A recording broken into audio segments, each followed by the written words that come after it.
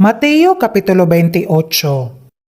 Karon sa tapos sa adlaw nga igpapahulay, sa pagbanagbanag sa nahauna nga adlaw sa simana, miabot si Maria Magdalena ug ang usa ka Maria sa pagtan-aw sa lubnganan, ug ania karon miabot ang usa ka dakong linog, kay usa ka manulunda sa Ginoo mikanaog gikan sa langit, ug miduol o giligid niya ang bato sa pultahan, o milingkod kaniya. Ang iyang panagway sama sa kilat, o ang iyang biste maputi ingon sa niebe, o tungod sa kahadlok kaniya na nagpangurog ang mga bantay, o nangahimo nga daw mga patay, o ang manulunda mitubag og miingon sa mga babaye, ayaw kahadlok, kay nahibalo ako